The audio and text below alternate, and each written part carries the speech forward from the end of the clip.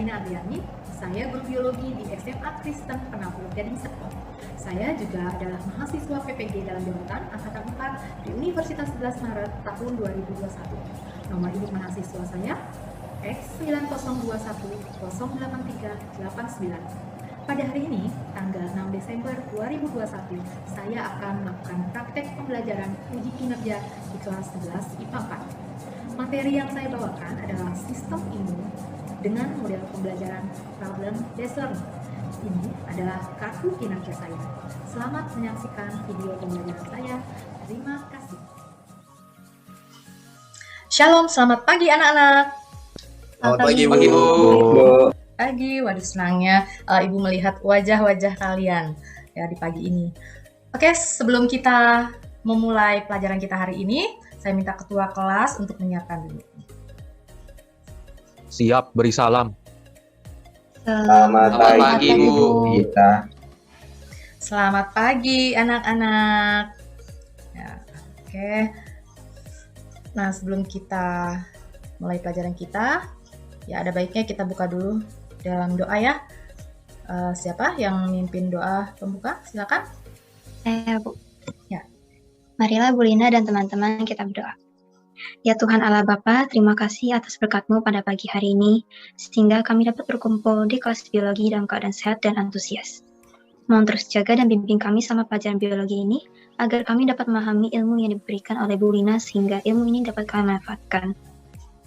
Amin. Oke, terima kasih Liona. Ya, saya cek dulu ya presensinya. Ya. Hari ini yang tidak masuk berarti ya Matthew ya, satu orang. Oke, ya. Sekarang Ibu cek dulu posisi kalian ya di depan kamera. Apakah sudah pas? Ya, posisi kalian di depan kamera, wajahnya kelihatan, terus seragamnya. Nathaniel bisa agak atasan posisinya. Nah, ya sehingga seragamnya kelihatan kan. Kalau misalnya kalian pakainya kaos kan nggak kelihatan ya, atau yang cewek pakainya daster, kalau cuma seleher nggak kelihatan. Nah, dan bibirnya kelihatannya supaya kalian pada saat menjawab, Bu Lina bisa tahu, oh si ini yang menjawab. Tuh. Nah, sebelum kita mulai ada aturannya ya untuk pelajaran kita hari ini. Yang pertama, posisi mic kalian dalam keadaan mute ya jika tidak perlu berbicara. Lalu sepanjang pelajaran kalian harus on kamera. Nah, kalau misalnya ada sesuatu hal yang membuat kalian tidak bisa on kamera, silakan diberitahu ya ke Bu Lina. Nah, jadi Bu Lina nggak nyari-nyari ini si Kalista lagi di mana gitu ya. Nah, lalu yang ketiga, kalian harus semangat. Ya, mungkin di awal-awal ini masih kaku-kaku. Jadi kalian harus semangat. Lalu nanti terakhir ada penilaian. Maka kalian ikuti pelajaran ini dengan sebaik-baiknya sehingga nanti kalian bisa mengikuti penilaian tersebut dan mendapatkan nilai yang bagus. Nah, nanti kalian akan diberikan apresiasi untuk hasil kalian. Nah, oke. Bentar. Ya, selanjutnya Ibu akan mengecek kesiapan kalian dalam mengikuti pelajaran biologi hari ini. Bu Lina mau nanya apa ya? Oke, mau menanyakan perasaan saja ya. Kira-kira perasaan kalian gimana pada pagi ini dalam menghadapi pelajaran biologi? Ya, kalian ungkapkan dengan satu kata saja. Ya, oke. Liona, gimana perasaan kamu? Antusias, Bu. Antusias. Rian? Semangat, Bu. Johanna? Penasaran, Bu. Wah, penasaran. Rebecca? Senang, Bu. Senang. Nathaniel? Bermotivasi. Motivasi ya. Saya juga jadi semakin motivasi, tidak sabar mengajarkan kalian. Angelin? Semangat, Bu. Semangat. Nathanael? Ivan, Nathanael. Dua kata boleh. Maaf, Luar tidak. biasa. Biasa? Luar biasa. Oh, luar biasa. Emang kalau biasa itu ditambah luar itu baru bagus ya. Gitu. Jadi kalau anak sekarang jawabnya B aja gitu. Tapi kalau ditambahin depannya luar itu jadi mantap. Oke. Kalista? excited Bu. Excited. Excited itu bukan pintu keluar ya? Itu exit, ya ampun ya. Dustin. Bergairah. Bergairah. Sama halnya kalau saya menghadapi kopi, itu tuh bergairah banget. Asik banget. Nisel. Senang, Bu. Senang kok mukanya muram. Dipaksa Bulina ya? Oke, senang percaya ya. Anak-anak 11 IPA 4 itu hatinya gembira terus ya, makanya sehat ya. Nah, untuk mendukung kesehatan kalian, makanya kita belajar sistem imun pagi-pagi lagi ya. Ya, terima kasih untuk ungkapan perasaan kalian hari ini. Saya mau tanya.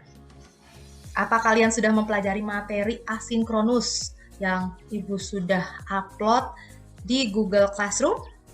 Sudah? Sudah, Bu. Sudah, Bu. Oke, sudah ya. Saya yakin kalian sudah mempelajarinya. Masalah ngerti nggak ngerti itu belakangan. Yang penting udah dibuka ya, judulnya sudah tahu. Ya, oke, sip.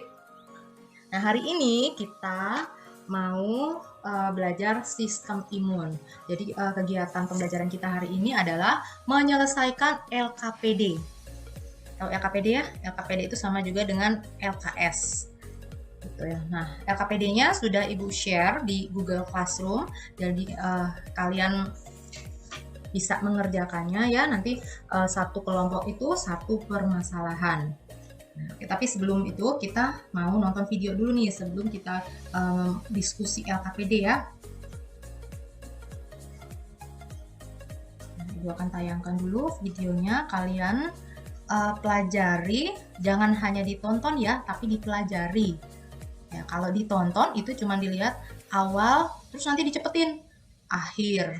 Nah, kalau dipelajari dari awal sampai akhir, kalian saksikan.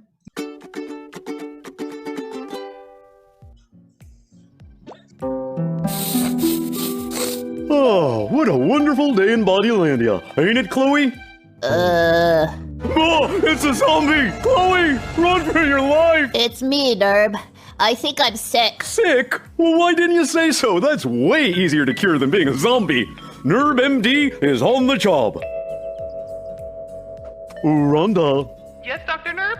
I'm going to need you to clear my schedule for the rest of the day. Cancel my golf outing with the appendix. Yes, sir. Chloe, it looks like you've got yourself a sore throat. I've got you on bed rest and chicken soup. Looks like there is only one thing left to prescribe. What? A bedtime story!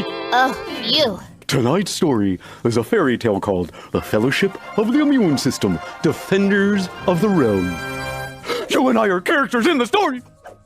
Once upon a time, there was a beautiful queen who lived in a beautiful castle. The castle was called Castle Chloe, and she took good care of it. Here, have an apple, Castle. Outside of the pretty castle, there were invaders called germs. There are 4 major types of germs. Viruses, which thrive in living cells and cause diseases like chickenpox and the flu. Fungi, microscopic organisms that can cause itchy rashes like athlete's foot. Parasites, which can cause diarrhea and other problems. And bacteria, tiny one-celled creatures that cause infections like strep throat and pneumonia. Some bacteria help your body, so not all of them are bad. But these guys sure are. Queen Chloe looked on in horror at the germs on the horizon. She needed the advice of her trusted counsel on how to proceed. There is a threat to the realm, so I need your help. What do you suggest, vaccine? I say take care of yourself in a variety of ways before you get sick. Start by getting vaccines, also called shots or immunizations. They help prevent bad illnesses such as whooping cough, tetanus, and the flu. After getting a vaccine, the body is more protected. Good counsel. What say you, Hando Fingers? Washing one's hands regularly will prevent germ. Mungkin ada yang mau menjelaskan tadi itu video tuh menceritakan apa sih? Jadi dari video tadi itu kan ada cewek namanya Chloe, dia tuh sakit kayak flu gitu kan. Terus dijelasin sama si Nerb kalau misalnya tubuh kita itu anggapnya kayak misalnya istana gitu. Nah, terus awalnya kita kan merawat tubuh kita ini dengan baik. Tapi emang nggak bisa dipungkiri kalau misalnya suatu saat itu ada kayak bakteri, virus, parasit atau kayak yang lain-lain itu datang buat menyerang tubuh kita. Nah, meskipun kita udah kayak misalnya istirahat yang cukup, makan makanan sehat, terus disuntik vaksin atau kayak imunisasi gitu, tetap aja kita bisa sakit kan kapan aja. Nah, kalau kita sakit itu ada sistem di dalam tubuh kita namanya sistem imun. Di sistem imun itu ada dua, ada limfosit sama jadi satu lagi kalau nggak salah fagosit ya. Ya, ada fagosit. Fagosit. Nah, itu kalau misalnya kita sakit, dua itu berfungsi buat kayak menyerang semua yang tadi masuk ke tubuh kita itu kayak parasitnya, bakteri gitu. Nah, makanya tadi waktu si Chloe sakit ini di bagian lehernya tuh kayak rada bengkak gitu karena itu di situ limfosit sama fagositnya tuh berusaha buat menyerang bakteri-bakterinya, virusnya gitu. Nah, terus cara kita buat membantu supaya sistem imun kita ini bisa bekerja dengan baik, kita bisa istirahat yang cukup. Terus juga kita bisa minum antibiotik, tapi perlu diingat kalau misalnya antibiotik itu cuma bisa diminum kalau misalnya ada anjuran dari dokter. Karena kalau misalnya kita kebanyakan minum antibiotik, yang ada nanti bakteri-bakteri baik di dalam tubuh kita ikutan mati. Gitu. Ya, oke, super sekali ya, sudah cukup lengkap ya, itu satu bab itu udah diceritain itu ya.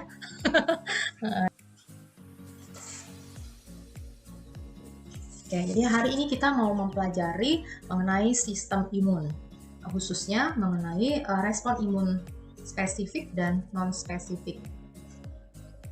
Ya, tapi ada prasyaratnya nih untuk kita lanjut ke sistem imun ini, ya, yaitu kita harus tahu fungsi pertahanan tubuh itu apa sih. Jadi kita harus pastikan kita tahu apa sih fungsi pertahanan tubuh. Pertahanan tubuh berarti kayak dari yang tadi saya bilangnya virus, bakteri gitu-gitu ya, Bu? Iya, oke. Jadi pertahanan tubuh untuk menghalangi antigen-antigen itu masuk ya. Lalu kita juga harus mengenal antigen dan antibodi. Kalian sudah mengenalkan apa bedanya antigen dan antibodi? Kalau bakteri, virus, tadi itu berarti termasuk antigen atau antibodi? Siapa saja boleh jawab, langsung aja jawab. Antigen, Bu. Iya, antigen. Nah, kalau sudah terinfeksi virus ataupun bakteri, maka timbullah tubuh kita akan membentuk antibodi. Gitu ya. Jadi yang menyebabkan infeksi antigen, lalu nanti reaksinya akan menimbulkan antibodi. Antibodi itu sebagai senjata tubuh kita. Lalu kita juga harus mengetahui sistem pertahanan tubuh secara alami. Ya jelas ya, kita punya pertahanan tubuh secara alami. Ya nggak usah dibuat-buat, kita punya sendiri. Contohnya apa tuh pertahanan tubuh kita secara alami? Kita punya apa? Yang paling luar apa tuh? Punya? Punya kulit. Iya, punya kulit. Belum lagi kulit itu menghasilkan suatu sekret. Apa namanya tuh? Keringat ya, Bu? Keringat, terus ada kelenjar minyak juga ya, itu untuk membantu pertahanan tubuh kita secara alami. Oke, berarti kalian sudah memenuhi materi prasyarat, maka kita bisa lanjut ya. Nah, jadi ini yang kita pelajari hari ini, sistem imunitas, khususnya sistem pertahanan spesifik dan non-spesifik. Nah, kita mau tahu dulu nih ya, tujuan pembelajaran. Bisa bantu saya baca, Rebecca, tujuan pembelajaran kita? Beserta ini juga nih, kompetensi dasar dari 314. Iya, Bu. 3.14. Menganalisis peran sistem imun dan imunisasi terhadap proses fisiologi di dalam tubuh. Tujuan pembelajaran, melalui video pembelajaran materi PPT, peserta didik dapat membedakan respons sistem pertahanan tubuh non-spesifik dan mekanisme pertahanan tubuh spesifik dengan tepat. Ya, oke, makasih Rebecca. Nah, kita lihat dulu peta konsepnya. Nah, di sini pertahanan tubuh kita ya, memiliki sistem pertahanan tubuh. Nah, sistem pertahanan tubuh itu terdiri dari pertahanan non-spesifik dan spesifik. Nah, yang non-spesifik itu apa? Ada kulit, membran mukosa, sel fagosit, lalu ada protein antimikroba, respon peradangan. Lalu untuk yang spesifik ada limfosit dan antibodi. Nah, selanjutnya apa saja sih penerapan sistem imunitas dalam kehidupan sehari-hari? Kalista, Bu. Kalista. Ya, Kalista. Silakan. Kita bisa menjaga kebersihan diri sendiri agar bisa terbebas dari patogen. Kalau sampai kena infeksi, ada kekebalan di dalam tubuh dengan cara divaksin atau diimunisasi. Kita juga dapat mengetahui resiko-resiko penularan atau transmisi patogen. Ya, jadi sangat penting sekali ya penerapan sistem imunitas itu. Nah, kita mau tahu juga nih nilai kebangsaan. Nah, kira-kira nih nilai kebangsaan yang bisa kita ambil dari pelajaran sistem imunitas itu apa ya? Oh, Bu, nilai kebangsaan yang kita dapatkan itu adalah cinta tanah air, Bu. Ah iya, cinta tanah air, mantap ya. Kok pas ya, saya juga pilihnya cinta tanah air nih. Ya, di PowerPoint saya sudah cantumkan cinta tanah air ya, ternyata sama dengan Nathaniel ya. Nah, maksudnya gimana nih? Apa hubungannya ya antara kita belajar sistem imunitas dengan nilai cinta tanah air? Ada yang bisa jelasin nggak? Apa hubungannya? Dengan kita menjaga kesehatan kita, gimana? Kita bisa menjadi generasi penerus bangsa yang sehat ya. Jadi kalau kita sehat, ya tanah air kita itu sungguh beruntung memiliki kita gitu, dan itu artinya kita juga cinta dengan menjaga tubuh kita tetap sehat ya, jadi berguna untuk tanah air dan bangsa kita. Kalau sistem imun pertahanan yang kedua kan, kalau pertama kan yang kayak mukus gitu-gitu kan, Kalau yang di yang berikutnya itu apa sih bilangnya, kayak tahap keduanya itu kayak gimana cara kerjanya? Iya. Ya, saya list dulu. Ada lagi pertanyaan yang lain? Ya, beberapa sudah ada yang bertanya lewat chat ya. Oke, nanti kita jawab melalui diskusi. Ya, sekarang kita masuk ke dalam kelompok ya. Ini saya sudah bagikan kelompok diskusinya ya, diskusi LKPD, sistem pertahanan spesifik dan non spesifik. Nah, nanti kalian di dalam kelompok yang kalian diskusikan adalah permasalahan yang ada di LKPD. Ya, di situ ada 4 permasalahan. Sehingga kelompok 1 menyelesaikan permasalahan 1, kelompok 2 menyelesaikan permasalahan kedua. Demikian selanjutnya ya sampai kelompok 4. Nah, untuk waktunya, untuk waktu diskusi mungkin 20 menit cukup ya.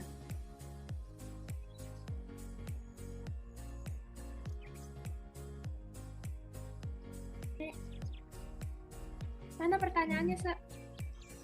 Nih. Gimana kelompok 1? Kita ini bingung yang spesifiknya salah, kayak kita pikir air mata itu kan nggak ada fungsi secara spesifik kayak buat apa gitu kan. Jadi ya emang buat sistem pertahanan tingkat 1 buat yang debu kotoran gitu. Ya, berarti yang non spesifik atau spesifik? Itu yang non spesifik. Iya, betul, non spesifik ya. Jadi apapun juga akan berusaha untuk dihalangi oleh air mata ya. Oke, ini berarti sudah selesai dijawab ya? Iya, Bu. Ya, oke. Berarti kalian sudah bisa membedakan. Jadi kita gimana sih, Rai? Sudah memahami dengan betul untuk yang proses imunitas humoral dan seluler yang nomor 3? Iya, lumayan lah ya. Jadi untuk permasalahan nomor 2 itu melibatkan sistem imun spesifik. Nah, imun spesifik ini ada kayak dibagi jadi 2 gitu, ada imunitas humoral dan imunitas selular. Nah, imunitas selular itu melibatkan limfosit T, yaitu berupa killer T-cell, T-cell helper, T-cell suppressor, dan T-cell penyakit. Imunitas humoral melibatkan limfosit T, yaitu berupa antibodi atau imunoglobulin, yang bisa kita sebut sebagai IgM, IgG, dan IgE, dan seterusnya. Jadi intinya itu proses respon imunitas seluler berawal dari adanya sel terinfeksi oleh patogen. Nah, dari itu kita akan terjadi fagositosis patogen oleh fagosit sendiri. Oke, mantap ya. Kelompok 2 ya. Tidak ada masalah ya, kalian sudah bisa membedakan berarti ya antara imunitas yang spesifik dan non spesifik. Dan ini kebetulan sudah sampai yang spesifik ya, udah sampai MHC, mantap, luar biasa. Halo, Bu. Gimana kelompok 3? Lancar? Lancar, Bu. Lancar, ngerti ya? Sudah selesai? Ya, tinggal lagi, Bu. Itu sih, Bu. Ini di full screenin aja font yang ini. Jadi nomor 3 tinggal nomor 7, tapi nomor lainnya sudah dijawab. Nah, kelompok 4, ada yang mau ditanyakan? Lancar ya?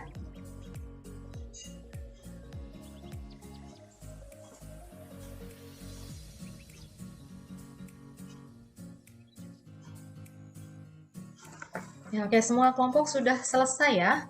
Oke, jadi untuk permasalahan 1 itu, untuk menuju ke sekolah, Antoni mengendarai sepeda motornya. Suatu hari, Antoni tidak menutup kaca helmnya. Akibatnya, ketika ia didahului truk, matanya kelilipan debu dan mengeluarkan air mata. Dan untuk pertanyaan pertama itu, analisislah berdasarkan pertahanan tubuh spesifik dan non-spesifik peranan air mata anatomi. Nah, jadi buat yang pertama ini, air mata itu sebenarnya kan sistem pertahanan tubuh yang tingkat pertama. Jadinya dia itu sifatnya kayak non-spesifik itu. Jadi kayak antigen yang dari luar emang langsung dihalangin semuanya, mau itu kayak kotoran atau debu gitu. Nah, jadinya air mata ini sifatnya tuh pertahanan tubuh yang non-spesifik. Karena yang dihalangi itu langsung debu dan kotoran. Terus kalau misalnya buat pertanyaan nomor 2, buatlah mekanisme fagositosis bakteri oleh makrofag. Nah, jadi itu fagositosis merupakan suatu proses atau cara untuk memakan bakteri atau benda asing yang makrofag yang dilakukan, di mana setelah benda asing atau bakteri melekat pada permukaan makrofag, maka makrofag membentuk sitoplasma dan masuk ke dalam membungkus bakteri atau benda tersebut. Oke, sekarang kelompok 2 silakan. Ya. Aku boleh bertanya buat kelompok 1 nggak, Bu? Iya, boleh Dustin. Boleh di-share screen dulu. Oke, share screen lagi.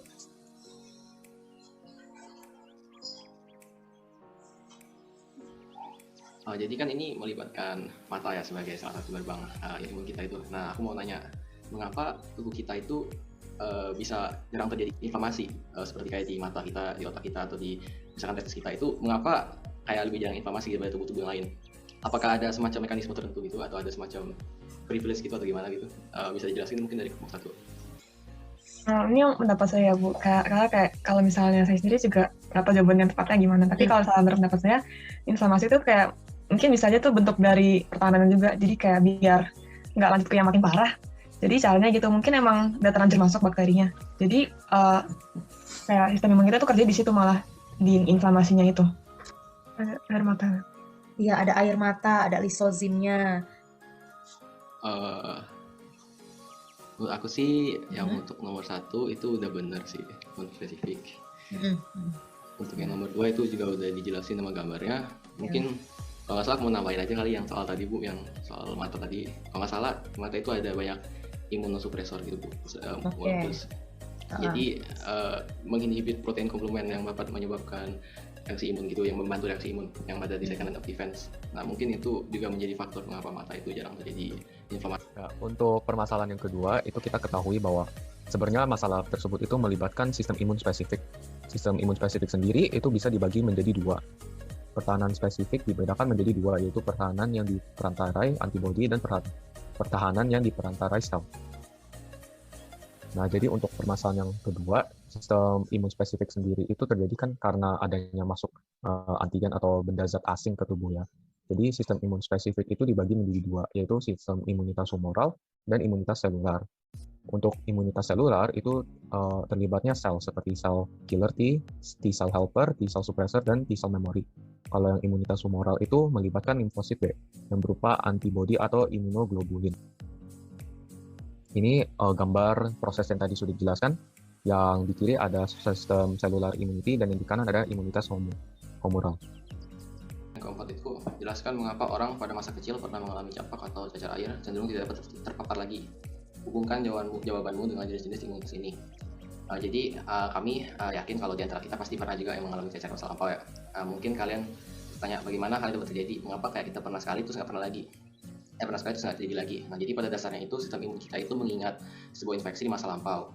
Nah, jadi dengan adanya antigen yang pernah dikenali oleh T-cell memory. Nah, namanya T-cell memory kan, membuat memori gitu, dia mengingat memorinya, dia mengingat gitu. Jadi tugasnya itu mengingat hal tersebut sehingga apabila masuknya lagi patogen serupa di masa yang akan datang, tubuh kita telah siap. Tubuh kita tuh telah siap, telah menghasilkan adanya namanya itu respon sekunder. Jadi dia melaksanakan respons dengan respon sekunder yang dimana lebih cepat dan lebih kuat tentunya. Jadi yang lebih cepat. Nah, makanya kalau tubuh kita itu masuk lagi patogen-patogen serupa, tubuh kita itu mengalami gejala-gejala seperti yang telah terdapat pada gambar ini. Nah, jadi karena hal ini melibatkan sel B dan sel T, maka bisa dikatakan melibatkan sistem pertahanan adaptif atau spesifik. Jadi untuk melibatkan suatu proses yang terjadi itu dibutuhkannya antigen spesifik yang harus diketahui oleh tubuh.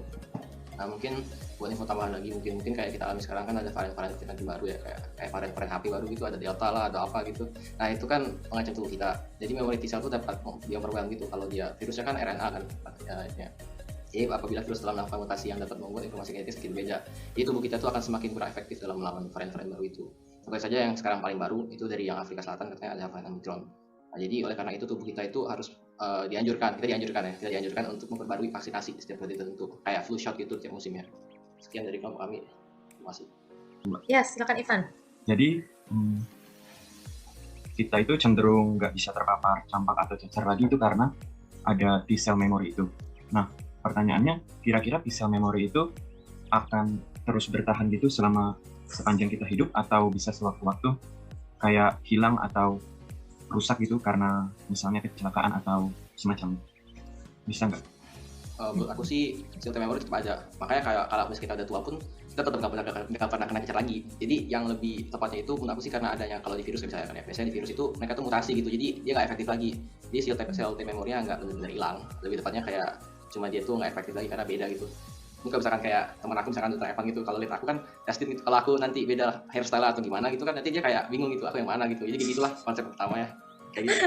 Nah gitu, mantap ya. Jadi ntar cuman dipotong rambutnya aja dikit, nanti bisa tidak dikenali, gitu ya. Gitu Ivan ya. Jadi sel memori itu akan terus ada ya. Saat libur akhir, akan gitu ayahnya pergi ke kebun untuk memanen buah kopi. Setelah sampai di kebun, itu membantu ayahnya memetik dan mengumpulkan buah kopi. Tiba-tiba ada beberapa serangga yang tunduk di tangan gitu. Spontan, itu merasakan kesakitan karena digigit oleh serangga. Tak lama kemudian, bekas gigitan serangga tersebut menjadi bengkak dan berwarna merah. Dan pertanyaan nomor 5 adalah, mengapa bekas gigitan serangga pada kulit itu menjadi merah? Adalah dia digigit serangga, lalu jaringan tubuh kita ada yang rusak. Setelah itu, antigen dari serangga tersebut masuk ke tubuh, dan antigen ini langsung menyebabkan reaksi alergi ringan pada tubuh Anda. Setelah itu, tubuh merespons dengan mengeluarkan histamin hingga sikal limfosit. Histamin menyebabkan pembuluh darah di sekitar area bekas gigitan serangga meradang atau inflamasi, sehingga kemudian timbul bentol atau bengkak merah di kulit. Dan terakhir adalah bagaimanakah yang seharusnya kita lakukan agar tidak terkena gigitan serangga lagi? Yang bisa dilakukan adalah pertama, memakai pakaian yang cukup panjang untuk menutupi seluruh tubuh dan tidak menggunakan parfum agar tetap menghindari sarang serangga. Apa reaksi yang ditimbulkan dari gigitan serangga? Apa reaksi yang ditimbulkan dari gigitan serangga? Tergantung serangganya juga ya. Coba silakan dijawab dulu kelompok 3. Ya. Kebanyakan dari gigitan serangga itu menyebabkan antigen dari serangga itu masuk ke kita gitu. Cuman antigennya itu antigen yang ringan gitu. Jadi alergi yang dihasilkan itu ringan, sehingga tubuh kita melakukan respons terhadap melakukan respons terhadap alergi ringan tersebut dengan cara inflamasi. Biasanya sih kayaknya gitu sih, seingat saya. Cuman saya nggak tahu kalau misalnya kayak ada reaksi lain deh. Sebenarnya sudah benar jawabannya ya, tinggal nanti memang kalau kita belajar mengenai sistem imun itu ada yang detail sekali, karena komponen dari sistem imun itu sangat banyak ya, seperti tadi ada sel T aja, sel T-nya macam-macam ya, ada komplement juga, ada nanti yang disebut dengan MHC, ada APC, itu istilahnya banyak, dan semua itu akan saling berkoordinasi melakukan kegiatan untuk sistem imun itu ya. Mungkin aku mau nambahin dikit aja kali ya. Kalau disengat sama wasp gitu ya, sama beberapa serangga gitu, bisa menciptakan efek anafilaktik kalau nggak salah. Anafilaktik itu semacam reaksi inflamasi juga. Nah itu, tapi itu bisa berbahaya pada sang orang yang menderita itu, karena gangguan pernapasan ya? Ya, gangguan pernapasan itu bisa terganggu karena inflamasi gitu. Nah itu juga yang juga dianjurkan juga kalau orang yang kena anafilaktik itu disuruh konsumsi antihistamin juga, biar nggak bisa mengancam mati atau gitu. Ya betul sekali. Jadi tuh anafilaksis itu ya temenan sama alergi gitu. Itu juga merupakan hipersensitif. Jadi banyak istilah-istilahnya. Nah yang pasti kalau yang obatnya untuk itu anafilaksis, alergi ya, itu ada antihistamin. Karena timbulnya gejala anafilaksis, alergi itu disebabkan karena histamin yang dilepaskan ya oleh basofil, oleh sel mas. Nah untuk menetralkannya itu ya perlu antihistamin. Nah, apalagi kalau sampai anafilaksis tadi yang mempengaruhi kan pernafasan. Nah, itu yang paling parah ya kalau sudah sampai ke pernapasan. Ya, oke, kita lanjut ke kelompok terakhir, kelompok 4. Jadi ini permasalahan 4, saya bacain dulu permasalahannya. Indonesia telah dinyatakan bebas polio oleh Badan Kesehatan Dunia World Health Organization di Asia Tenggara pada bulan Maret 2014. Untuk mempertahankan keberhasilan tersebut, Indonesia perlu melakukan imunisasi polio tambahan, yaitu Pekan Imunisasi Nasional atau PIN. Mendengar informasi tersebut, Ibu Wahyu bergegas datang ke posyandu dekat rumahnya untuk mendapatkan imunisasi pada anaknya yang berusia 30 bulan. Petugas kesehatan langsung memberikan tetes vaksin polio. Ibu Wahyu sedikit tenang terhadap ancaman penyakit polio terhadap anaknya. Pertanyaannya, menurut Anda, apa yang akan terjadi jika anak Ibu Wahyu tidak diberikan vaksin polio dan ketika berusia 15 tahun anaknya terpapar virus polio? Apabila tidak divaksin, maka tubuh akan mengembangkan antibodi. Tubuh belum bisa mengembangkan antibodi untuk antigen tersebut. Jadi kalau ia terpapar antigen, tubuhnya bakal sakit. Karena kan vaksin sendiri itu bekerja dengan memasukkan antigen yang sudah dilemahkan ke dalam tubuh supaya tubuhnya dapat produksi antibodinya sesuai antigen tersebut. Berikutnya, apa yang Anda lakukan apabila untuk meningkatkan kesadaran masyarakat mengenai pentingnya imunisasi polio, pemerintah telah menyelenggarakan Pekan Imunisasi Nasional Polio atau PIN Polio di seluruh wilayah Indonesia. PIN Polio ini adalah kegiatan imunisasi tambahan. Pertanyaan selanjutnya, analisislah hubungan imunisasi dengan sistem kekebalan tubuh terhadap penyakit polio. Imunisasi polio ini bekerja dengan membuat tubuh memproduksi antibodi atau pelindungan sendiri terhadap virus yang dapat menyebabkan polio. Bu, saya mau coba nanya dong, Bu. Ya, silakan Jonathan. Jadi kan kalau misalnya kita udah imunisasi nih, terus tiba-tiba patogen yang itu nyerang ke tubuh kita lagi. Terus itu gimana dong reaksi tubuh kita? Ya, oke, silakan dijawab. Kalau misalkan imunisasi kan itu berarti kita udah ada kekebalan gitu ya. Cuma kalau emang nggak menjamin beneran kalau misalkan kita nggak bakalan sakit lagi. Karena kan misalnya kayak yang udah vaksinasi gitu, itu kan masih bisa sakit. Cuma ya kalau misalkan ada imunisasi gitu tapi masih sakit sih, kayaknya reaksinya tuh sama kayak kalau orang sakit biasa gitu. Jadi sesuai antigennya juga. Kalau misalkan kayak COVID gitu kan berarti batuk, terus ada yang kehilangan ya lidah, apa sih namanya, indera perasa sama penciumnya gitu. Sistem imun kita itu fungsinya menangkal benda asing yang masuk ke tubuh kita. Nah, nantinya akan dihancurkan ya. Nah, digolongkan menjadi dua macam nih untuk sistem imun. Ada sistem pertahanan non-spesifik, ada sistem pertahanan spesifik. Nah, pertahanan kita itu apa saja? Secara fisik kita punya kulit ya, lalu secara mekanik pertahanan kita adalah rambut-rambut hidung, lalu secara kimia kita punya air mata, mukus, kita punya saliva. Ya, makanya kalau ini misalnya kulit kita ada yang luka, itu diolesin pakai ludah itu bagus ya, tapi pakai ludah sendiri ya, nggak usah minta ya, malah nanti nimbulin penyakit yang lain lagi ya. Lalu secara biologi, di tubuh kita ada populasi bakteri alami yang disebut dengan flora normal. Nah, ini pertahanan. Jadi pertahanan non spesifik ada dua nih, ada garis pertahanan pertama dan garis pertahanan kedua. Nah, untuk yang pertama ada pertahanan fisik, ya, kulit dan mukosa. Lalu ada pertahanan biokimia, ada yaitu sekresi dari kulit dan membran mukosa. Lalu untuk garis pertahanan kedua adalah pertahanan seluler, yang merupakan sel-sel darah yang fagositik. Lalu pertahanan humoral, ini berupa protein antimikroba dan juga respon peradangan. Ya, jadi kalau terjadi peradangan, itu merupakan suatu reaksi tubuh kita, menjaga bagaimana supaya tidak terjadi infeksi yang lebih parah. Ya. Lalu pertahanan spesifik adalah garis pertahanan ketiga, yaitu limfosit dan juga antibodi. Nah, sebenarnya antibodi ini juga dihasilkan oleh limfosit, ya, limfosit B. Nah, tapi limfosit B itu akan menghasilkan antibodi jika distimulasi oleh limfosit T. T-nya itu lebih tepatnya lagi yang T helper ya. Ini untuk kulit, ya, jadi ada epidermis. Epidermis itu rapat. Nah, mikroba sulit menembus. Tapi kalau sampai epidermisnya itu rusak, itu jadi bisa menembus ya. Jadi jika tergores atau rusak, mikroba itu bisa masuk. Lalu ada membran mukosa. Membran mukosa ini juga garis pertahanan pertama ya, menghasilkan sekresi berupa lendir, melapisi organ paru-paru, saluran pencernaan, saluran pernapasan, mata, telinga, dan saluran kelamin. Nah, ada juga sebagai pertahanan kimiawi. Jadi contohnya pada kulit itu kan ada kelenjar minyak, jadi dia menghasilkan minyak, lalu juga ada menghasilkan keringat. Nah, itu membuat pH kulit itu menjadi 3-5. Nah, itu mencegah supaya tidak terjadi kolonisasi mikroba. Terus air mata, air liur itu mengandung enzim lisozim yang fungsinya menghancurkan dinding sel bakteri. Nah, untuk garis pertahanan kedua, ya, itu ada sel darah putih. Ini masih yang non spesifik ya. Garis pertahanan kedua, sel darah putih yang fagosit, neutrofil, monosit, eosinofil. Lalu ada sel pembunuh alami, natural killer cell ya. Lalu protein antimikroba, lalu ada respon peradangan. Nah, ini macam-macam sel darah fagositosis. Jadi yang bisa memfagositosis. Nah, kita sudah pernah pelajari sebenarnya di sistem peredaran darah. Lalu ada protein komplement, ya, menempel pada mikroba dan mengenali mikroba dengan mudah. Ada 20 jenis nih protein komplement yang dibentuk di hati, terus mengalir ikut aliran darah. Nah, ketika terjadi infeksi, antibodi terbentuk, memicu terbentuknya protein komplement. Nah, sebenarnya komplement ini juga kerjanya macam-macam ya. Salah satunya dia itu akan membocorkan si membran sel dari bakteri. Ya, lalu sistem imun spesifik ini adalah pertahanan yang ketiga, yaitu seluler dan humoral. Nah, lalu antigen berhasil masuk melewati pertahanan 1 dan 2. Nah, jadi berhasil nih, pertahanan 1 lolos, terus pertahanan kedua lolos. Terus nanti ketemulah dengan limfosit B, limfosit T, terus dibantu oleh makrofag, beredar di seluruh tubuh.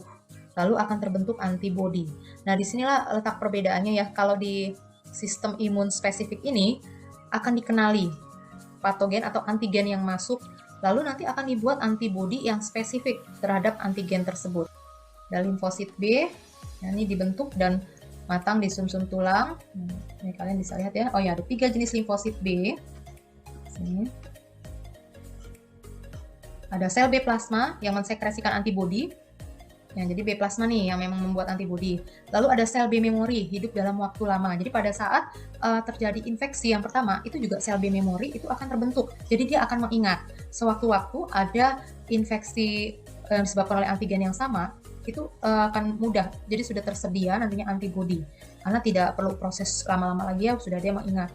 Sel B pembelah itu akan menghasilkan lebih banyak sel limfosit B. Ada limfosit T yang matangnya di timus, makanya disebut limfosit T ya, karena di timus. Nah, membentuk sel T memori juga, tapi tidak membentuk antibodi dia. Nah, di sini ada 3 jenis sel T, ada sel T pembantu. Nah, ini yang menstimulasi si sel B untuk menghasilkan antibodi. Lalu ada sel T supresor, ini yang menyuruh untuk berhenti untuk membentuk antibodi. Jadi karena antibodinya sudah cukup, maka si sel T supresor ini meminta si sel B untuk menghentikan pembentukan antibodi. Gitu ya. Lalu ada satu lagi sel T sitotoksik. Kebetulan di sini tidak saya tuliskan PowerPoint-nya ya. Nah, untuk sistem imun spesifik ini ya, yang humoral immunity itu ada aktif, ada yang pasif. Ya, jadi ada imunisasi aktif, ada yang pasif. Nah, kalau yang aktif itu ada yang alami, ada yang buatan. Yang pasif juga ada yang alami, ada yang buatan. Gitu. Kalau yang aktif alami, apa nih kira-kira? Sakit ya? Ya, orang mengalami sakit itu kan nggak dibuat-buat gitu, tapi dia secara alami akan terbentuk antibodi ya, terhadap antigen yang masuk. Lalu kalau yang artifisial, yang buatan tapi aktif, vaksinasi. Gitu. Jadi kita divaksinasi itu berarti secara buatan, tapi itu secara aktif. Ya, jadi dipacu tubuh kita itu untuk membentuk antibodi, tapi disengajain tuh dimasukkan antigen. Jadi itu yang namanya imunisasi aktif tapi buatan ya. Lalu ada yang pasif alami. Misalnya dari ibu ke anaknya gitu ya. Jadi antibodinya itu disalurkan melalui ASI. Jadi itu secara pasif tapi alami. Nah, ada juga yang secara pasif tapi buatan. Contohnya apa? Nah, contohnya seperti itu ya, plasma convalescence itu ya. Jadi antibodi itu yang langsung dimasukkan ke tubuh orang yang sakit. Jadi antibodinya itu kan sudah dalam bentuk antibodi. Gitu. Jadi tidak disuruh untuk membentuk antibodi, itu yang namanya pasif. Oke, kita sampai pada kesimpulan. Mungkin ada yang bisa membantu saya untuk menyimpulkan ya pelajaran kita hari ini. Mungkin Angelin bisa? Iya Bu, saya coba. Jadi kesimpulan hari ini tuh sistem pertahanan tubuh ada 2. Yang pertama sistem pertahanan spesifik yang jadi garis pertahanan pertama dan kedua, yang tidak mengenali jenis patogen atau antigennya. Lalu yang untuk garis pertahanan ketiga itu sistem pertahanan spesifik yang mengenali jenis patogennya, sehingga terbentuk antibodi yang spesifik. Di antara kedua sistem imun ini, jadi kerjasama yang erat, yang satu tidak dapat dipisahkan dengan yang lainnya. Oke, terima kasih Angelin ya. Ya, saya akan umumkan untuk kelompok yang terbaik, kira-kira siapa ya? Jeng-jeng. Dari kontennya ya, dari cara penyajiannya, dari keaktifannya. Oke, kelompok yang saya nilai terbaik adalah kelompok Dustin dan Rian. Itu kelompok 2 ya? Nah, selanjutnya ada mengandung heparin antikoagulan yang mencegah pembekuan darah dan mengandung histamin vasodilator. Vasodilator adalah maksudnya menghasilkan ya.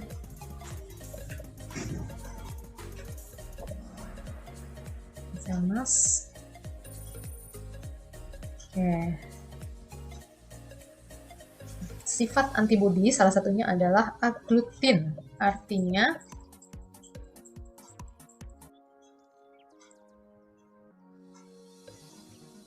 pemberian vaksin termasuk dalam upaya membentuk kekebalan vaksin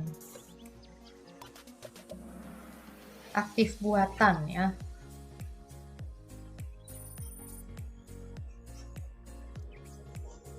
Satu soal lagi nih, yuk. Kita akan lihat siapa pemenangnya. Penyuntikan antibodi yang dihasilkan oleh organisme lain ke dalam tubuh pasien merupakan kekebalan pasif. Kita lihat siapa pemenangnya. Juara 3 Rebecca. Yang kedua Ivan. Pertama jreng. Keana atau Dustin. Ya, oke, selamat untuk 3 pemenang. Nah, Dustin lagi ya. Dustin berarti totalnya ada berapa itu? Nah, untuk pertemuan selanjutnya kita akan mempelajari mengenai berbagai kelainan yang berhubungan dengan sistem imunitas ya, misalnya autoimun, ada apalagi hipersensitivitas dan lain sebagainya. Ya. Oke, demikian pembelajaran kita hari ini. Terima kasih atas partisipasi kalian, tetap semangat. Oke, kita tutup dalam doa, minta tolong Rebecca ya, bisa? Ya, Bu. Bu Lina dan teman-teman sekalian, marilah kita berdoa. Tuhan, terima kasih Engkau telah memberkati kami selama proses pembelajaran hari ini, sehingga proses pembelajaran kami dapat berjalan dengan lancar. Tuhan berkati agar semua ilmu yang sudah kami dapatkan pada hari ini bisa kami terapkan Tuhan di kehidupan sehari-hari dan bisa berguna untuk kehidupan kami nantinya. Sekarang kami akan kembali melakukan aktivitas kami masing-masing. Tolong berkati kami, jagalah kami, dan berilah kami kesehatan selalu Tuhan, agar semua rencana kami dapat berjalan dengan lancar. Terima kasih Tuhan, hanya dalam nama-Mu kami selalu berdoa dan mengucap syukur. Amin. Ya, terima kasih atas perhatian kalian. Salam sehat selalu. God bless you. Terima kasih Bu. Terima kasih Bu. Oke, Bu.